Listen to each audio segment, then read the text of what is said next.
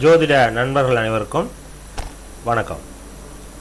So இன்றைக்கி நம்ம பார்க்க போகிற வீடியோட டாபிக் பார்த்திங்கன்னா திருமணத்தை பற்றியது. திருமணம் ஒருவருக்கு எப்பொழுது நடக்க போகுது அப்படிங்கிறத ஒவ்வொருத்தரும் ஒவ்வொரு விதமாக ஜோதிடர்கள் சொல்கிறாங்க.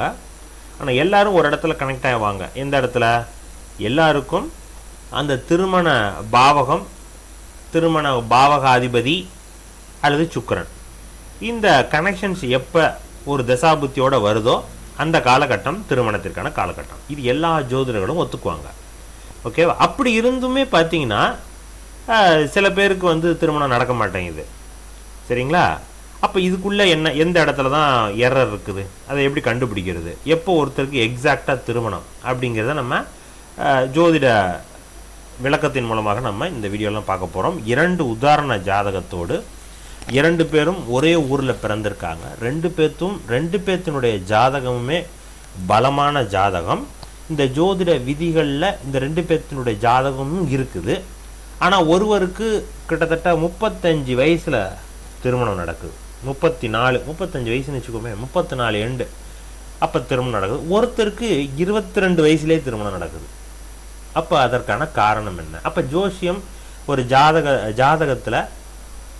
ஜாதகத்தில் இருக்கக்கூடிய கிரகங்கள் ஜோதிட அடிப்படையில் எப்படிலாம் இருக்குது, எப்படி இயங்குதுங்கிறத நம்ம பார்க்க போகிறோம். ஃபர்ஸ்ட் ஆஃப் ஆல் ஜோதிட விதி திருமணத்திற்கு என்ன சொல்கிறாங்க அப்படின்னா, செவ்வாய், சுக்கிரன், சனி, இந்த 3 கிரகமும் ஒரு ஜாதகத்தில் சுபத்துவமாக இருக்கணும்.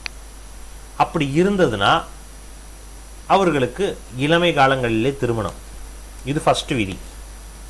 சரிங்களா? உடனே இது 3 நல்லா தான் இருக்குது, எனக்கு 30க்கு மேலே தானே கல்யாணம்னு கேட்கக்கூடாது. அப்போ இதுக்கு விதி விலக்கணும். ஒவ்வொரு பாயிண்ட்டுக்குமே விதி விலக்கு இருக்குது. இப்போ நான் ஒரு விதி சொல்கிறேன்னா அந்த விதிக்கு இன்னொரு விதி விலக்கு இருக்குது. அப்போ எப்படி எல்லாரும் சுபத்துவம்? அப்போ ஒரு ஜாதகத்தில் சனி குருவோட வீட்டில் இருந்தாலோ, செவ்வாய் குருவோட வீட்டில் இருந்தாலோ, சுக்கிரன் குருவோட வீட்டில் இருந்தாலோ, அல்ல குரு பார்வையில் இருந்தாலோ, குருவோட சேர்க்கையில் இருந்தாலோ, இது மாதிரி குருவோட பார்வையில், சேர்க்கையில், குருவோட வீட்டில் இந்த கிரகங்கள் இருந்துச்சுன்னா சுபத்துவம் நல்லா இருக்குது. ஓகே? அப்போ இந்த 3மே இது போன்ற அமைப்புகளில் இருக்கணும். இது ரேர். சில பேருக்கு இருக்கும். இல்லை சார், எனக்கு ஒரு கிரகம் குருவோட பார்வையில் இல்லை, பெரிய அளவில் இல்லை, ஒரு கிரகத்துக்கு மட்டும் பார்வையில் ஓரளவுக்கு இருக்குது அப்படிங்கும்போது, இப்போ சனிக்கு மட்டும் பார்வையில், செவ்வாயும் சுக்கிரனும் குருவோட பார்வையில் நிற்கிறாங்க, சனிக்கு இல்லைன்னா எப்பொழுது சனியனுடைய பார்வை, குருவோட பார்வை சனிக்கு எந்த காலகட்டம் விழுவுதோ அந்த காலகட்டம் திருமணம். அப்படிதானா? அப்படின்னு இல்லை. எப்படி? எந்த காலகட்டம் குருவினுடைய பார்வை சனி மேலே விழுவுதோ அந்த காலகட்டம் திருமணத்திற்கான தசாபுத்தி போகணும். அப்போ தான் அது திருமணமாக மாறும், இல்லைன்னா இல்லை. ஓகே? அப்போ அதில் தான் சிக்கல் இருக்குது. இதில் தான், இந்த இன்டர்லாக்கில் தான் ஒவ்வொருத்தருக்கும் திருமணம் டிலே ஆகுது, ஒருத்தருக்கு கம்மியாக போகுது. ஓகேங்களா? அப்போ என்ன 3 விதி? சனி, செவ்வாய், சுக்கிரன், இந்த 3 கிரகங்களும் ஒரு ஜாதகத்தில் சுபத்துவமாக இருக்கணும். குருவினுடைய பார்வையில் இருக்கணும், அல்லது குருவோட வீட்டில் இருக்கணும், அல்லது குரு அந்த செவ்வாயினுடைய வீட்டையோ அல்லது சனியினுடைய வீட்டையோ அல்லது சுக்கிரனுடைய வீட்டையோ பார்த்துக்கிட்டு இருக்கணும். அதுவும் டிகிரி அடிப்படையில் மிக நெருக்கத்தில் நிற்கணும். எப்படி? இப்போ சனி 15 டிகிரியில் ஒரு இடத்துல உட்காந்துருக்காருன்னா அந்த சனியினுடைய 15 டிகிரியை இல்லை முன்ன பின்ன 10 டிகிரி அல்லது 20 டிகிரி இந்த மாதிரியான பாயிண்டில் குருவினுடைய பார்வை சனியோட வீட்டில் இருக்கணும். அதே போல் செவ்வாயினுடைய வீட்டுக்கும் இதே பலன். இந்த மாதிரி இருந்தால் தான் அந்த கிரகம் குருவினுடைய தொடர்பில் இருக்குதுன்னு அர்த்தம். ஓகேங்களா? எஸ், இதுதான் பேசிக். இதை தாண்டி தான் நடக்கக்கூடிய தசாபுத்தி திருமணத்தை ஒற்று, அதாவது 7வது பாவகாதிபதியினுடைய தசாபுத்தியா, சுக்கிரனுடைய தசாபுத்தியா, அல்லது 7வது பாவகாதிபதி பார்வை பெற்ற 7வது பாவகாதிபதி இருக்கக்கூடிய வீட்டினுடைய அதிபதியினுடைய தசாபுத்தியா. இப்போ நான் சொல்கிறது ஜிக்ஸாக்காக போகும், ஆனால் தொடர்பு இப்படி தான். இந்த மெத்தடில் தான் ஒருத்தருக்கு திருமணம். ஓகேங்களா? அப்படி நம்ம 2 ஜாதகம், அதில் ஒரு முதலாவதாக ஒருவருடைய ஜாதகத்தை பார்ப்போம். 2மே ஆண் ஜாதகம். இப்போ இவருடைய ஜாதகம் பாருங்கள், டீட்டெயில்ஸ் மேலே தெரியும். 3885 1:13 PM நாமக்கல். ஜாதகம் விருச்சிக லக்னம், கும்பராசி. நட்சத்திரம் அப்படின்னு பார்த்தீங்கன்னா சதயம் 2ஆம் பாதம். சரிங்களா? இப்போ இந்த ஜாதகத்தில் சிறப்பு என்ன? இப்போ நம்ம சொன்ன விதி இருக்குதா பார்ப்போமா? இங்கே பாருங்க, இந்த ஜாதகத்தில் விருச்சிக லக்னத்திற்கு 7வது பாவகாதிபதி யாரு? சுக்கிரன். சுக்கிரன், செவ்வாய், புதன் 3 பார்த்தீங்கன்னா 9ஆம் இடத்துல உட்காந்து நிற்கிது குருவோட பார்வையில். சனி மட்டும்தான் 12ஆம் இடத்துல கேதுவோட நிற்கிது, குரு பார்வை இல்லை. சரிங்களா? அப்போ இந்த குருவோட பார்வையில் உங்களுக்கு சுக்கிரனும் செவ்வாயும் இருக்குது. சுக்கிரன் 8 டிகிரி 9 டிகிரின்னு வச்சுக்கோமே, குரு 15 டிகிரியில் நிற்கிது. ஸோ அப்போ சுக்கிரனை ஓரளவுக்கு பார்த்துருது. இந்த சைடு செவ்வாய் 30 டிகிரி, குருவினுடைய 15 டிகிரியில் ஓரளவுக்கு. ஏன்னா குரு உங்களுக்கு வக்ரமாய் நிற்கிறார். குரு நீச்ச வக்ரம் உச்ச நிலையில் நிற்கிறாருன்னு அர்த்தம். அண்ட் தென் 2 பாயிண்ட்ல இந்த ஜாதகத்தில் குரு உச்சம். நீச்சபங்க ராஜயோகம் பை குரு வக்ர குருவால் நடக்குது. குரு நின்ற வீட்டின் அதிபதி, நீச்சன் என்ற வீட்டின் அதிபதி ஆட்சி உச்சமானால் நீச்சபங்க ராஜயோகம். இங்கே சனி உச்சம். அப்போ உச்சனோட வீட்டினுடைய குருவும் நீச்சபங்க ராஜயோகம். அப்போ குருவினுடைய பார்வை எந்த அளவுக்கு வீரியம் இருக்கும், அந்த அடிப்படையிலும் செவ்வாய் சுபத்துவம். ஓகேவா?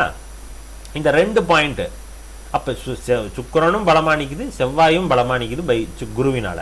சனி மட்டும் உங்களுக்கு இங்கே எங்கே நிற்கிது? 12ஆம் வீட்டில். ஆனால் சனியினுடைய வீட்டில் குரு அமர்ந்து நிற்கிது. இங்கே சனி 28 டிகிரி, குரு 15 டிகிரி. அப்போ இந்த பாயிண்ட்டுமே ஒத்து போகுது. அப்போ 3 பாயிண்ட் இதில் ஓரளவுக்கு கிளியர். குருவினுடைய தொடர்பு இந்த 3 பேர்த்துக்குமே 3, அதாவது சனி, செவ்வாய், சுக்கிரன் 3க்குமே இந்த குருவினுடைய தொடர்பு இருக்குது. ஆனால் இவருக்கு எப்போ தெரியுங்களா மேரேஜ்? எக்ஸாக்ட் டேட் வந்து 2019 மார்ச் மாதத்தில் நடக்குது. சரியா? 2019 மார்ச் மாதம்னா எந்த வரும்? தசாபுத்தியை பாருங்க. சனி தசையில் சுக்கிர புத்தியில் நடக்குது. ஓகேவா? 2018 அக்டோபரில் தான் சுக்கிர புத்தி வருது. சுக்கிர புத்தி சுக்கிர அந்தரத்திலே நடக்குது. அப்போ சனி தசை சுக்கிர புத்தி சுக்கிர அந்தரத்தில் தான் இவருக்கு திருமணம். கிட்டத்தட்ட 2019னா வயசை பார்த்துங்க, 34 வயசுல மேரேஜ். இப்போ என்ன சொன்னி விதி என்ன பொய்யா போச்சா?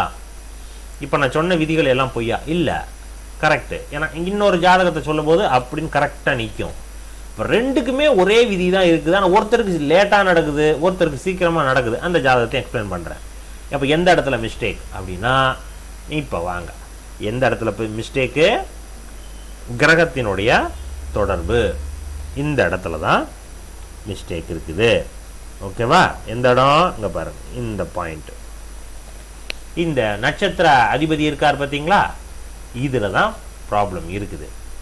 நடந்த தசை, இதுக்கு முன்னாடி நடந்த தசை குரு தசை. ஓகேவா? இவருக்கு குரு தசையில் தான் மோஸ்ட்லி திருமணம் நடந்திருக்கணும். குரு வாங்கின சாரம் என்ன? சந்திரன். ஓகே, குரு வாங்கின சாரம் சந்திரன் தான். அங்கே இந்த இடத்துல குரு அதிபலமாக நிற்கிறாரு. எதை? திருமணத்தை நடத்தக்கூடிய நடத்துறதுக்கு எலிஜிபிளான ஒரே கிரகம் இந்த ஜாதகத்தில் சுக்கிரன். சுக்கிரனை விட குரு பலமாக நிற்கிறதுனால குருவினுடைய பலம் தான் சுக்கிரனுக்கு போகுமே தவிர சுக்கிரனுடைய காரக அமைப்புகள் குருவுக்கு வராது. மேட்டுலேருந்து தான் பள்ளத்துக்கு போகும், பள்ளத்துலேருந்து மேட்டுக்கு போகாது. இந்த ஒரு உதாரணம் உங்களுக்கு புரியும்னு நினைக்கிறேன்.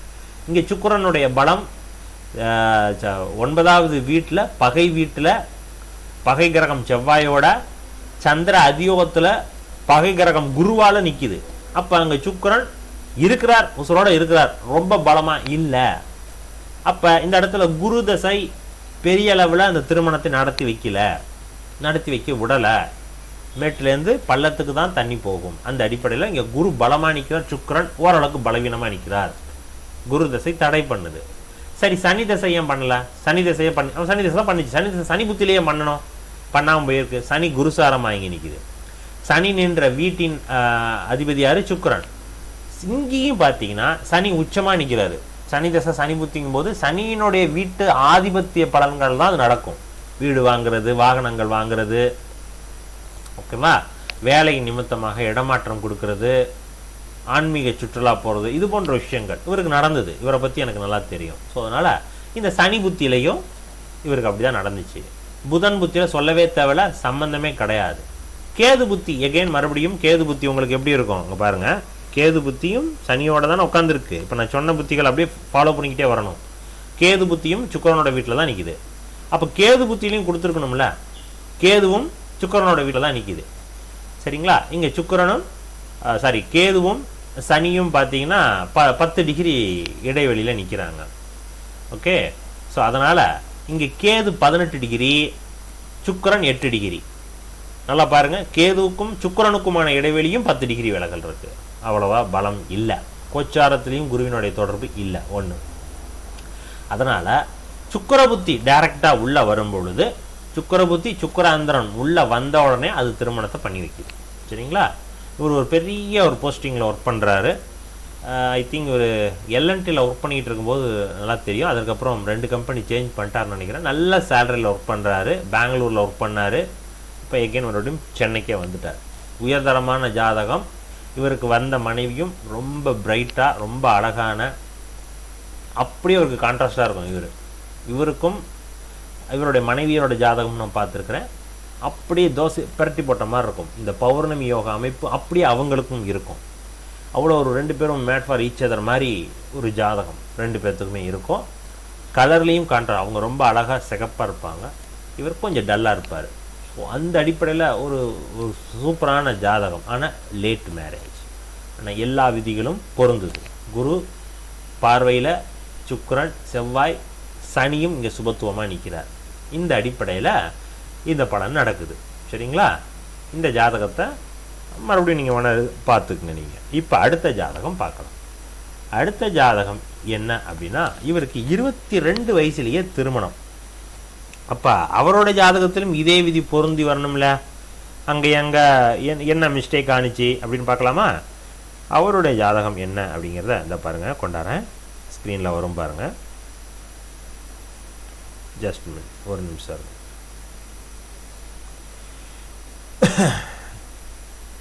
சரி, இதாங்க அவருடைய ஜாதகம்.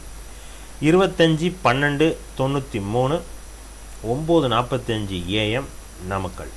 ஓகே, இங்கே பாருங்கள், இதுதான் அவருடைய ஜாதகம். இப்போ இந்த ஜாதகத்தில் பாருங்கள், இந்த ஜாதகத்தில் குரு சுக்கிரன் பரிவர்த்தனை.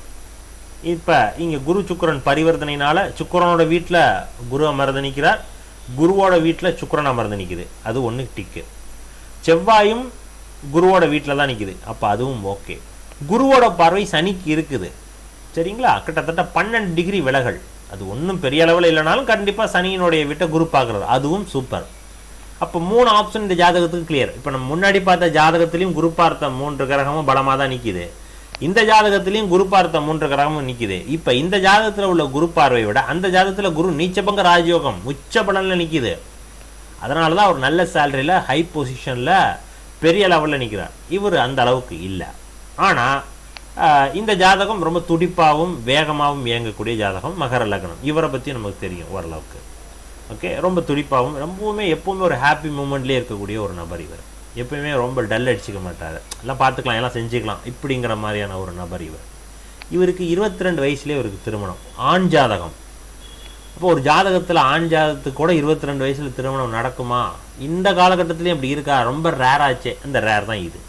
அப்போ அதுக்கான காரணம் என்ன? இந்த விதிகள் கரெக்டாக ஒத்துப்போதா? எஸ், ஒத்துப்போகுது. செவ்வாய், சனி, சுக்கிரன் 3க்கும் குருவினுடைய தொடர்பு இருக்குது. ஓகே, சரி. இப்போ தசாபுத்திக்கு வாங்க. ஃபைனலாக எங்கே வந்துடணும்? இது தொடர்பு இருக்கா இல்லையான்னு பார்க்கணும். அப்படி இல்லைன்னா எந்த காலகட்டத்திற்கு இந்த சனி, செவ்வாய், சுக்கிரனுக்கு குருவனோட தொடர்பு கோச்சாரத்தில், இது இந்த ஜாதகத்திலே இருக்கிறதுனால உங்களுக்கு ஈஸியாக புரியணுங்கிறதுக்காக இந்த ஜாதகத்தை 2 ஜாதகத்தை எடுத்துக்கிட்டேன். ரொம்ப கான்ட்ராஸ்டாக இருந்துச்சுன்னா சொல்கிறதுக்கு உங்களுக்கு புரியுங்கிறதுக்காக இந்த 2 ஜாதகம். இது ரொம்ப ரேரு. இது மாதிரி இல்லாதவர்களுக்கு என்னாகும்? சனி செவ்வாய் மட்டும் இருக்கும், சுக்கிரன் மட்டும் விலகி நிற்பார், குருவோட பார்வையில் இல்லாமல் இருப்பார். அப்போ அது கோச்சாரத்தில் தொடர்பு எப்போ வருதோ அந்த காலகட்டத்தில் தசாபுத்தியும் திருமணத்திற்கான தசாபுத்தியாக வந்ததுன்னா, அது திருமண வயதை ஒற்றி இருந்ததுன்னா கண்டிப்பாக திருமணம். அதே காலகட்டம் திருமணத்திற்கான காலகட்டமும் இருக்குது, குருவினுடைய பார்வை தொடர்பு எல்லாமே இருக்குது. அப்பவும் திருமணம் இல்லை அப்படின்னா டைரெக்டாக சொல்லிடலாம், திருமண காலகட்டங்களில் உங்கள் வீட்டில் வேற ஏதோ சுபகாரியங்கள், உங்கள் அண்ணனுக்கோ அல்ல அக்காவுக்கோ தங்கச்சிக்கோ வேற ஒரு சம்பவம் உங்களுக்கு நடந்திருக்கணும். கண்டிப்பாக இருக்கும். அவங்களுடைய ஃபேமிலியில் அவங்களுடைய கூட பிறந்தவங்களுக்கு இதெல்லாம் இன்டர்லாக்காக இருக்கும். இதெல்லாம் திருமண தடையாக மாறும். ஓகே, இப்போ நமக்கு வரக்கூடிய அந்த திருமணத்திற்கான காலகட்டம் விரயமாக போகுது. அந்த காலகட்டம் குரு பார்த்த சுக்கிரன். அப்போ சுபகாரியம் நடக்கணும். அப்போ உங்கள் அண்ணனுக்கோ தங்கச்சிக்கோ அக்காவுக்கோ ரிலேஷன்ஸ்க்கோ அது சார்ந்த விஷயத்தில் நீங்கள் ஈடுபடுவீங்க அப்படிங்கிற சொல்ல முடியும். ஓகே, இப்போ இந்த ஜாதகத்தில் இந்த ஜாதகம் பாருங்கள், கண்டினியூஸாக திருமணத்திற்கான அமைப்பு. இந்த ஜாதகம் பௌர்ணமி யோகம் கிடையாது. ஆனால் 4ஆம் இடத்துல மகர லக்னத்துக்கு 4ஆம் இடத்துல 7வது பாவகாதிபதி திக்பலமாகி வளர்பிறை சந்திரனாக இருந்து குரு பார்த்த சந்திரன் குருச்சந்திர யோகத்தில் சிறப்பாக நிற்குது. ஓகேவா? நடக்கிற தசை என்னன்னு பார்க்கலாமா? இங்கே பாருங்கள், இவருக்கு சுக்கிர தசையில் பிறந்திருக்காரு. சூரிய தசை சந்திர தசை 2001 திருமணத்திற்கான தசை வந்துருச்சு. ஓகேவா? இப்போ இன்னொரு பாயிண்ட் சொல்லலாம். சூரிய தசை 6 வருடம், சுக்கிர தசை ஒரு 3 வருடம். அப்போ 6 3 9. சரியா? சந்திர தசை தொட்ட உடனே சந்திர தசை சந்திர புத்தி செவ்வாய் புத்தி அல்லது கேது புத்தி உள்ளே வரும்போது 12 13 வயசுலேயே இது போன்ற ஜாதகங்கள் பால்ய விவாகம் நடக்கும்.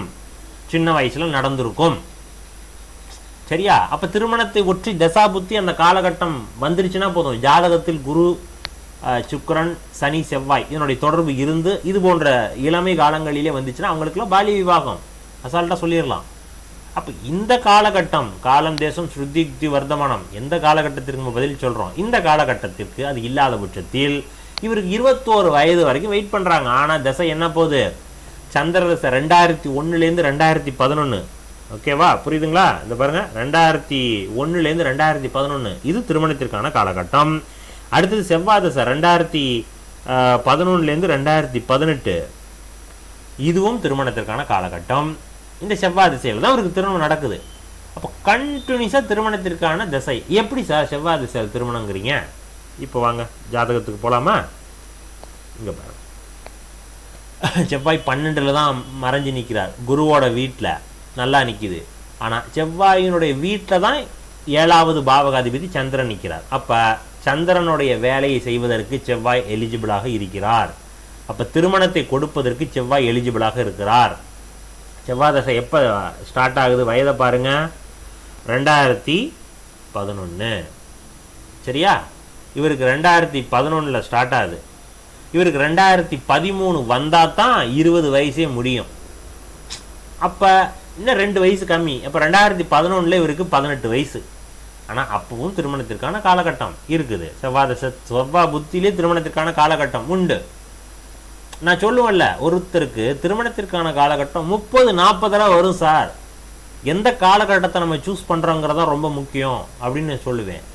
அதற்கான உதாரண ஜாதகமாகவும் எடுத்துக்கலாம். செவ்வாய் தசை சுய புத்தியிலே உண்டு. சரியா? ராகு புத்தி கூட விட்டுருங்க. அடுத்தது குரு புத்தியில் உண்டு. சரியா? செவ்வாய் தசை செவ்வாய் புத்தி விட்டுருங்க. செவ்வாய் தசை செவ்வாய் புத்தி சிலமே காலம், அது திருமணத்திற்கான கட்டம். ராகு புத்தி 2012 வரைக்கும் இருக்குது. ஓகே, இந்த ஒரு நிமிஷம். 2012 வரைக்கும் ராகு புத்தி இது திருமணத்திற்கான காலகட்டம் கிடையாது.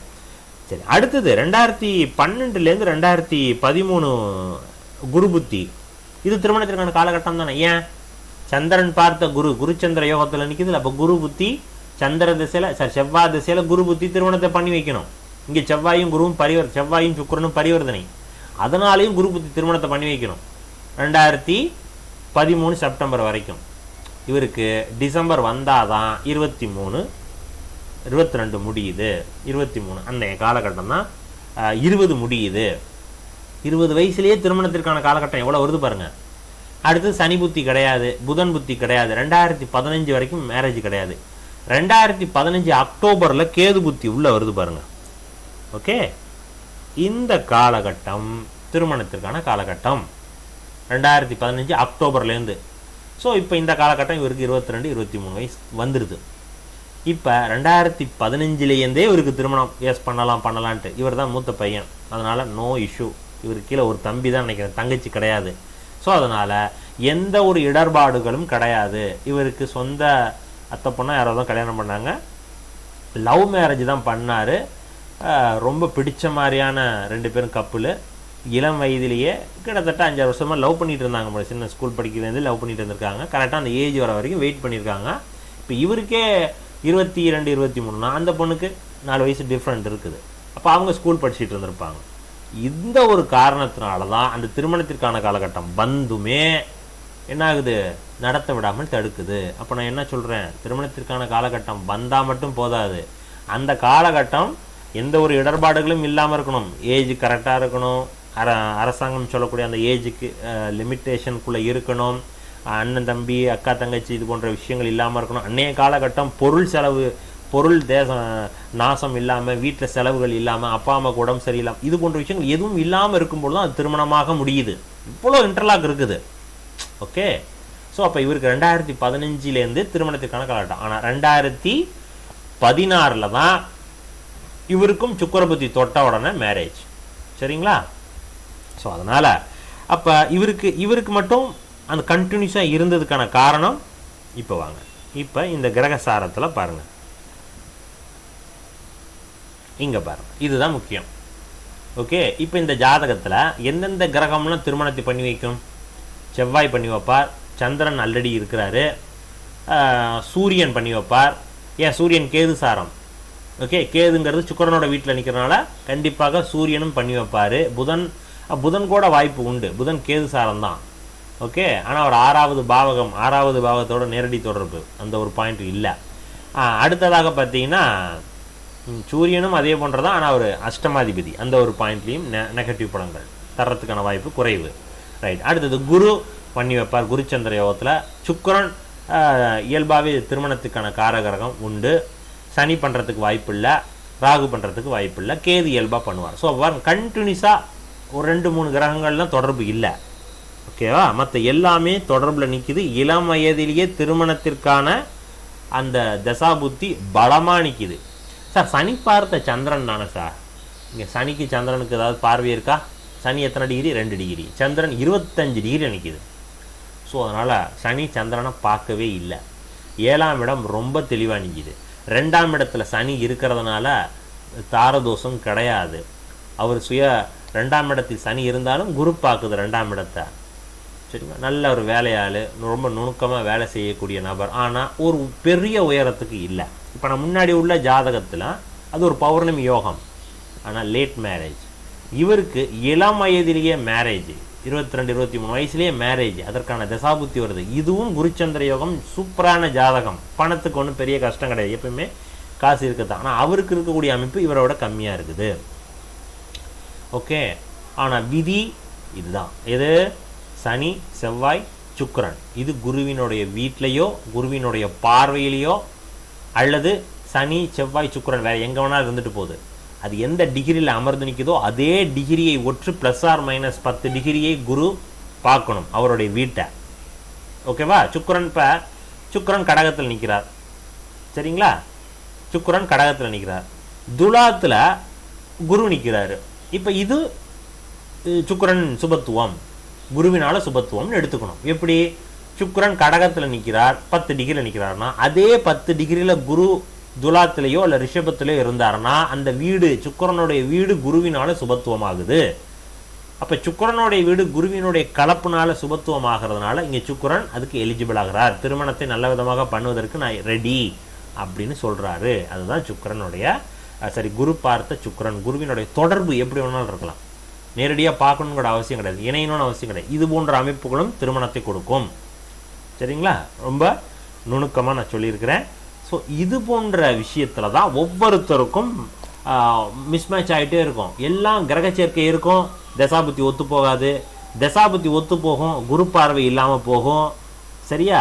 என்னதான் எல்லாமே ரெடியாக இருக்கும். இன்னொரு பாயிண்ட், இதில் இன்னும் விதி விலக்கு எல்லாமே இருக்குது சார். குரு பார்வை இருக்குது, தசாபுத்தியும் ஒத்து போகுது, அப்பவும் இல்லை. அப்போ நான் கோச்சாரத்தில் சனியினுடைய பார்வை ஏதேனும் ஒரு உங்கள் ஜாதகத்தில் இருக்கக்கூடிய சுக்கிரனுக்கோ, சனியை குருவும் பார்த்துக்கிட்டு இருக்கோம், கோச்சாரத்தில் சனியும் பார்த்துக்கிட்டு இருக்கோம். இப்படி இருந்துச்சுனாலும் தடைப்பட்டு போகும். இப்போ காம்பினேஷன்ஸ் எப்படி போகுது பாருங்கள். குரு சனி கோச்சாரத்தில் குருவும் சரி, கோச்சாரத்தில் சனியும் சரி, ரெண்டும் ஒரே கிரகத்தை பார்த்துருச்சுன்னா அங்கேயும் பலன் அடி வாங்குது. அதனால தான் மேரேஜ் வர மாதிரி வந்து நிற்கிறது, தடையாயிட்டு போகிறது, இது போன்ற விஷயங்கள்லாம் கொடுக்கும். ஸோ அதனால் ரொம்ப நுணுக்கமான விஷயம், சூட்சுமத்தை தான் நீ சொல்லியிருக்கிறேன். பாருங்கள். இது மாதிரியான வீடியோக்கள் நம்ம சேனலில் நிறையா இருக்குது. திருமணம் சம்மந்தப்பட்ட வீடியோ, அதில் தோஷம் சம்மந்தப்பட்ட வீடியோ பிளேலிஸ்ட் நிறையா இருக்குது. பாருங்கள். பிடிச்சிருந்துச்சுன்னா நம்ம சேனலை சப்ஸ்கிரைப் பண்ணிட்டு ஃபாலோ பண்ணிங்க. இன்னொரு நல்ல வீடியோவில் சந்திக்கலாம். நன்றி, வணக்கம்.